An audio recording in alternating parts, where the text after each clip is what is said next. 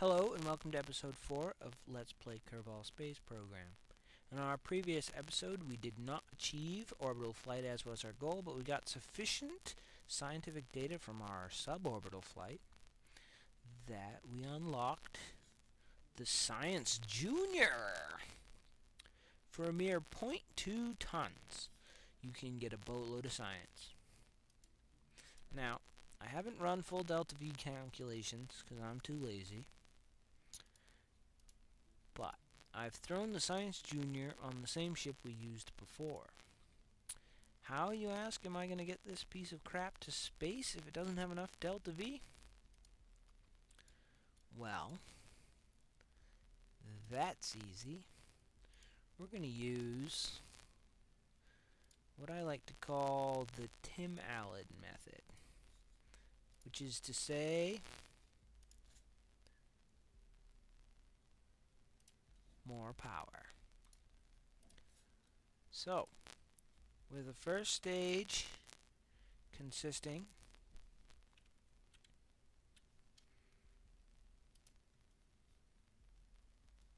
of solid rocket boosters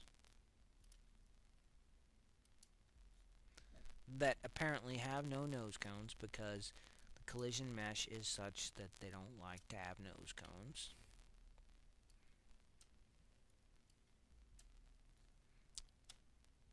We're headed to space in what I have christened the Da Vinci 1. Da Vinci being a bit of a scientist, and this being our first dedicated science vessel. Our last vessel, named Orbital Test 2, which was the second launch of that design, did not actually achieve orbit. I guess that's what you get for being a test flight. This one, carrying considerably more payload, may have a problem with overheating solid rocket boosters. Ooh. Well, there goes that. However, we might make it to space. Bill does not look happy about this event. Look at this frown on his face. He is clearly a bit perturbed, and we forgot to turn on stability control. So, we're headed to space on somewhat of a strange vector.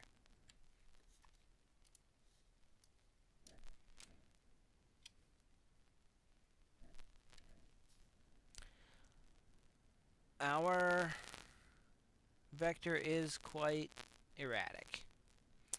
As a matter of fact, I don't like it so much I'm aborting this mission.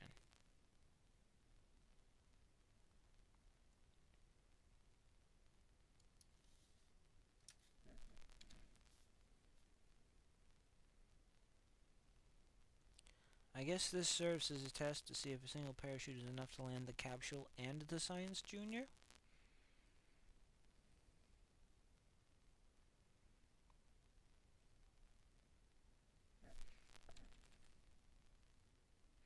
Now we can safely time accelerate here because I know the altitude of the land we're coming in on. And so, if we wait till 1,000, and then D-time accelerate, the chute will deploy, and then we can time accelerate again.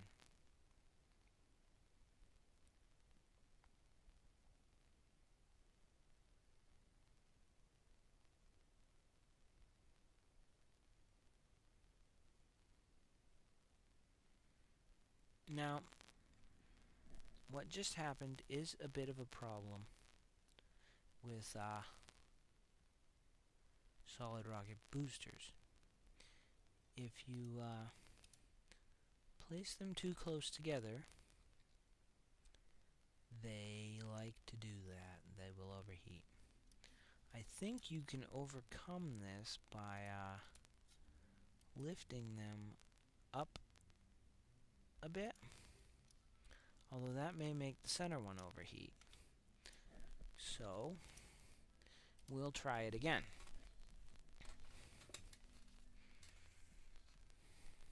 This time, we'll remember to turn on stability control.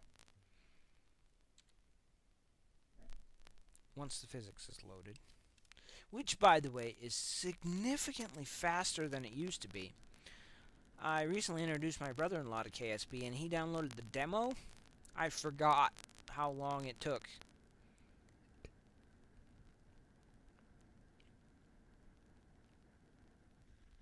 We're still exploding rocket engines. However, this time we're on a stable course, so we're going to ride it out and see how it goes. Right, Bill? Bill still doesn't look happy.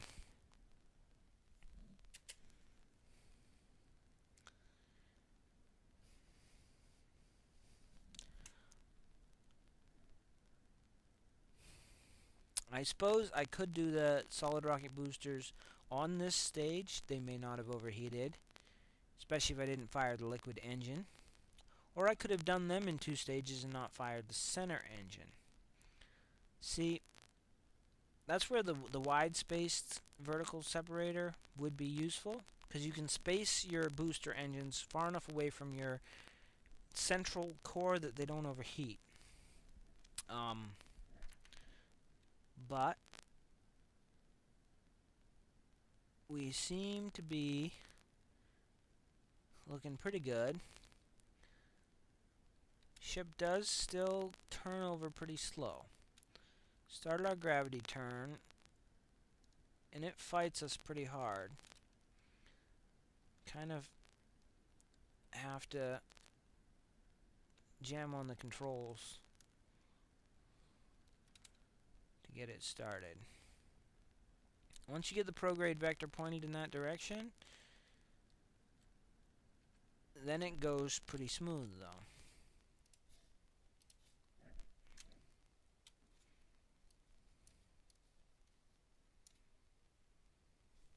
Now we just watch our apoapsis.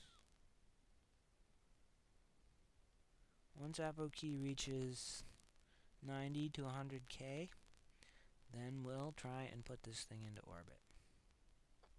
Either way, we should get significant science from Science Junior. I'm not sure what it takes to unlock the next level, because our next mission is Munward Bound. I will have to run some math and possibly some test flights for that. But it is fairly easy to shoot to the Mun. It's easier to land on Minmus, but it's a lot easier to get a Mun encounter, I've found. So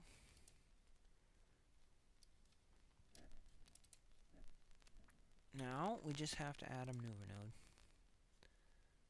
So a maneuver node at apo key, and we wait till our parry key swims around. Not quite far enough. It's a little tricky if you want to get a really circular orbit. But if you want to just shoot for something approximately circular, never mind the noise there, I bumped the mic. My apologies. It's not that bad. We seem to be doing pretty well. We got an 18-second burn and a fair amount of fuel to do it with. I guess the question becomes, can we deorbit? Our node is in 2 minutes, and we may just have to time accelerate up to it.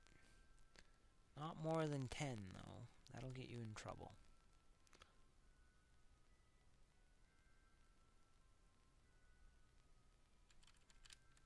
So, 18-second burn. Not too shabby. Wonder why that's so much shorter than the previous ones. Oh well. Starting our burn at 9 seconds. Fuel supply is going to be pretty tight once this burn is done, but we should have fuel to do it. As I said before, you want to throttle back towards the end of the burn. Oop, overshot. Overcooked that a little bit. Throttled back too late. Our periapsis is good, though. Orbit's not as circular as the maneuver node was set up for, but we are in space, orbiting. So, let's zip around the planet a bit. Check in the...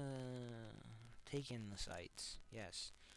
See, now Bill Kerbin is no longer frowning. He is. His eyes are bugging out of his head. As a matter of fact, let's see what he sees. He does not see a whole lot. Can we turn the craft around? Give her a little roll? I guess not. As I've said before... Oh, there's the planet. Isn't that beautiful? Now, I suppose we should do...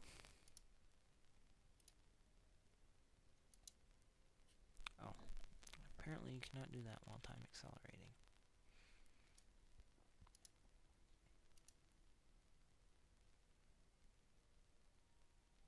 There's 25 science. So we will keep that. And we'll get a crew report, which is not worth anything. We'll send him on EVA. And do an EVA report. We will keep that. And then we will board. Now, we have a fair amount of science. So, now it's time to bring it home. Now, you put a maneuver at Aboapsis. And you burn retrograde. And see, we want to drop in the ocean. That way we know where we are. Splashdown. Controlled landing. We don't want to land on some mountain whose height we are unaware of. We can, but we would rather have a controlled deorbit. We have 21 minutes till our node, so we're going to get ourselves pointed in the right direction. We have plenty of fuel to deorbit. Unfortunately, this one mission won't get us enough science to unlock the next node. However, we can rerun the mission with a high altitude test. And I believe this particular ship design will get us there with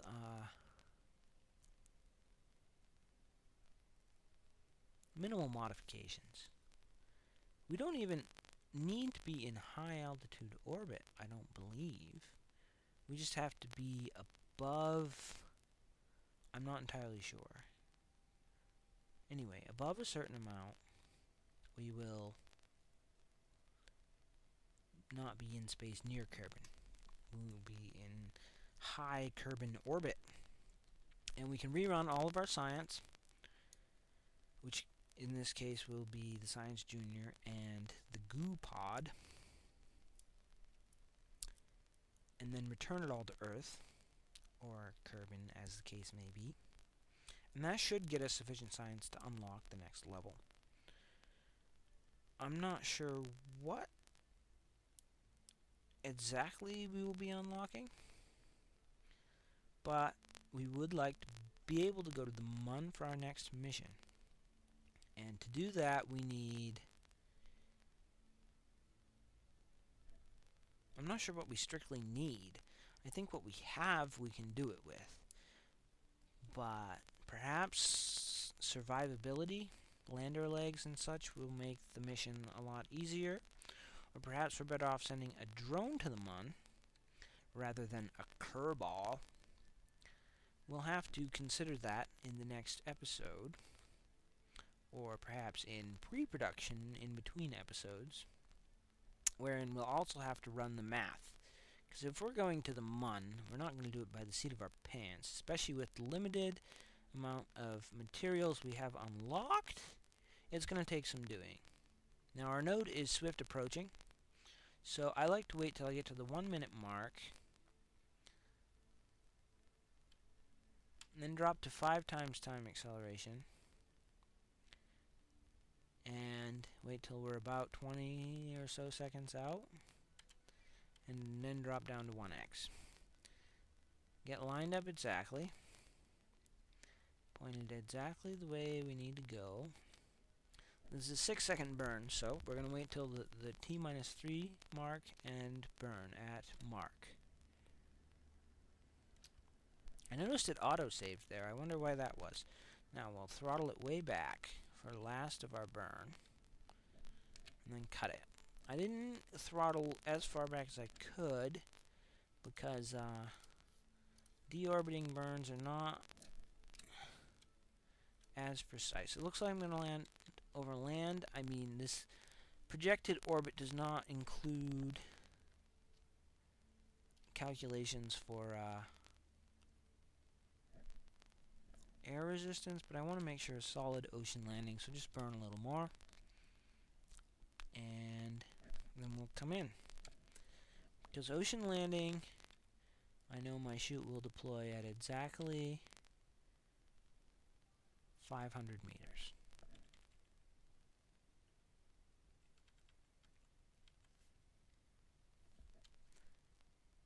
It's probably a good idea to separate from this stage before we hit atmosphere. Well, before we hit thick atmosphere. Because we have to re-enter. I'm not sure it's a good idea to re-enter filled with canisters of rocket fuel fumes. I don't know if rocket fuel is like gasoline in that the vapors are explosive, but they probably are.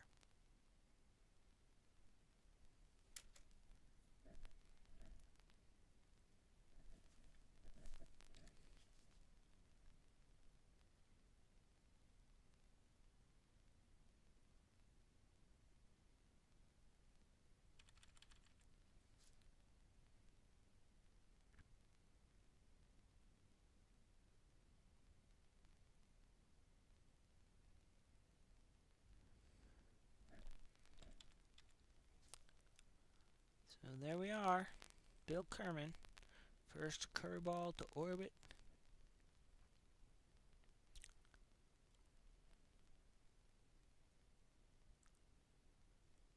Successfully splashed down. And this concludes episode 4. Well, let's see what we get for science. 48! Oh, we can unlock something. What did we get the big bonus for? I guess I just can't do math. Oh, I forgot how much we had left over. So we can unlock something. We can unlock. I don't think we can unlock any of the next tier.